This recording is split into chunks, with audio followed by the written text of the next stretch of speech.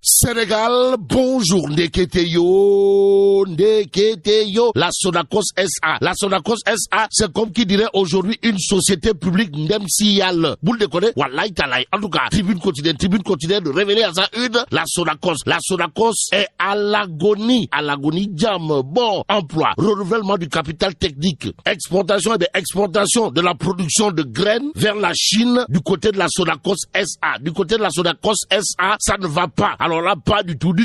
On regarde ce que nous livre Tribune quotidienne ce matin, le journal du groupe des médias, en tout cas de noter, pour un objectif de collecte d'arachide en graines coque, estimé à 300 000 tonnes. 300 000 tonnes. La Sonacos n'engrange que 13 000 tonnes. À ce jour, retenons d'après Tribune quotidienne qui évoque la situation carabinée de chez Carabinée de la Sonacos SA, que 90% du personnel saisonnier est déjà en chômage, les employés permanents en sursis. Waouh. Bon, faute de pièces de rechange depuis 4 mois.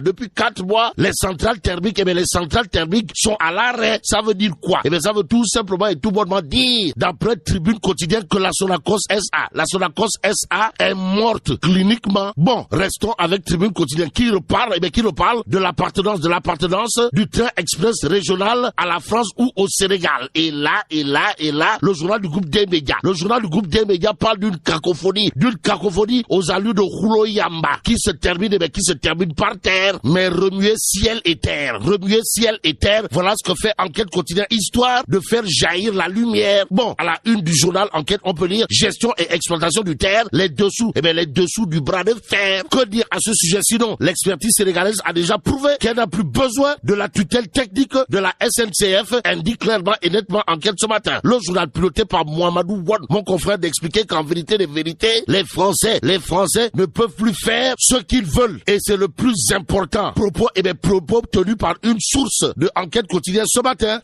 Retenons d'après le journal que des heurts récurrents entre Mansour Faye, ministre de tutelle, et la SNCF, voilà ce qu'il y a lieu de retenir autour justement des dessous du bras de fer dans la gestion et l'exploitation du terre qui apparemment ressemble à un vrai rouleau yamba. Quoi qu'il en soit, Sud Quotidien, sans contredire les taux d'affiché, propriété, rentabilité, coût et délai de livraison du terre, un train, 1000 controverses. Ainsi, il conviendrait de relever une chronique d'un micmac permanent d'après Sud Quotidien. Le journal du groupe Sud Communication, en tout cas de noter, une renégociation du contrat de concession en ligne de mire, dans direct du ce matin, Goro National Mansour Faye. En tout cas, le journal piloté par Pape Diogoy Faye de révéler polémique sur l'appartenance du terre. Mansour Faye esquive le débat. Et le vrai débat, d'après Direct News, autour justement de l'appartenance du TER, porte sur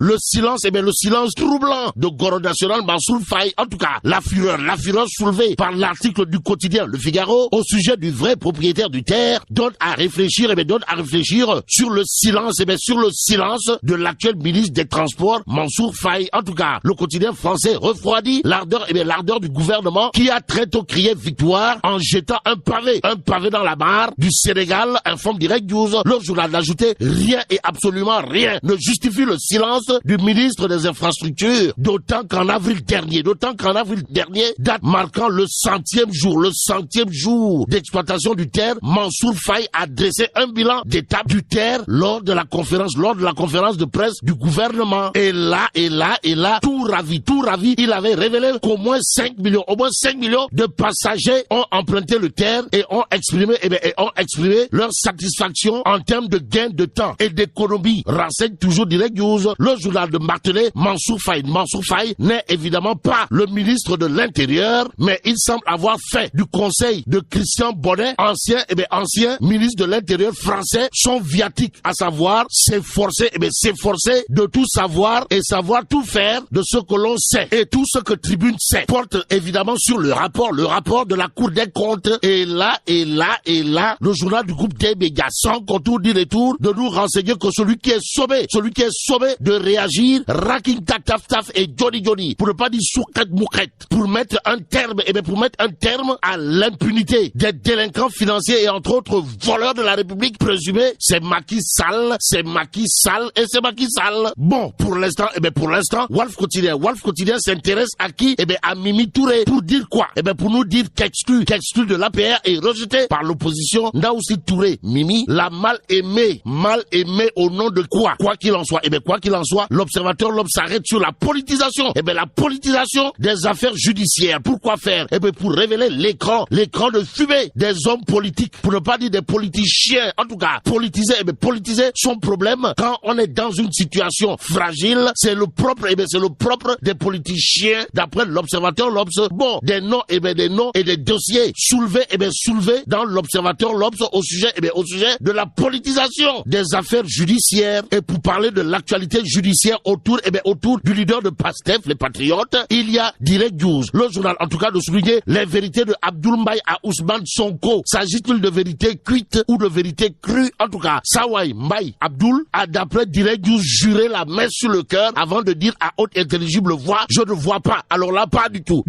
Comment il est possible à un citoyen de refuser catégoriquement d'aller répondre à la justice? Bon, en attendant la réponse de Ousmane Sonko, puisqu'il est dit tout fort, restons avec Direct News, qui au chapitre des tensions politiques, de nous renseigner du message fort, ou le fort message de Tierno Madani Tal. Et sur ce point, Besbi le jour de révéler également que l'archevêque de Dakar embouche la même trompette. En tout cas, message de Monseigneur, c'est le titre de Besbi le jour. Ce jour, le journal d'indiquer que selon l'archevêque de Dakar, ce qui s'est passé à l'Assemblée nationale était vraiment lamentable de chez lamentable. Bon, il faut un retour à l'orthodoxie, a tenu à dire l'archevêque de Dakar, nous livre clairement et nettement Besbi le jour. Ce jour, le journal de révéler Monseigneur Benjamin Ndiaye, puisque c'est de lui qu'il s'agit, annonce avoir invité le pape François au Sénégal, aux Sénégalaises et aux Sénégalais. Monseigneur Benjamin Ndiaye a salué la pluralité religieuse dans le groupe immédiat, renseigne également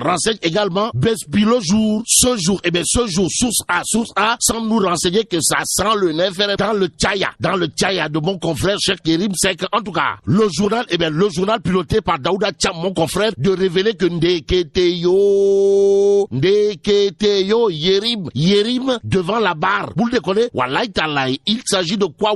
De factures impayées présumées lors de la foire internationale de Dakar, la capitale, renseigne source A. Le journal de souligner ce qui est capital à ce sujet. Comprenez, la société Syscom du journaliste est poursuivie par le CICES qui lui reproche de n'être pas passé à la caisse après avoir loué ses stands au cours de la FIDAC. Bon, l'auteur de Macky Sall face à l'histoire fera face au juge du tribunal du commerce ce matin. Nous livre source A en attendant de savoir si l'avocat du CICES, ce n'est pas par hasard Maître Baboukat Cissé qui a la particularité de pendre ses adversaires par les pieds à la barre. Terminons avec Libération ce matin. Le journal de revenir en long et en large sur le braquage mortel au quartier Grand Médine de Kerbassar. Et là, Libération de nous informer que le gardien de la mosquée était dans le coup.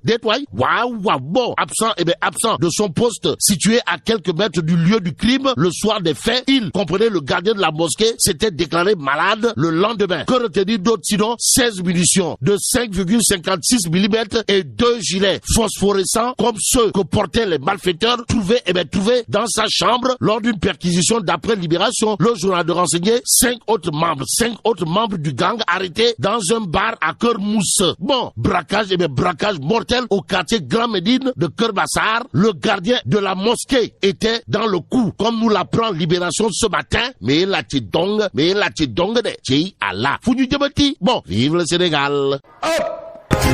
Sénégal.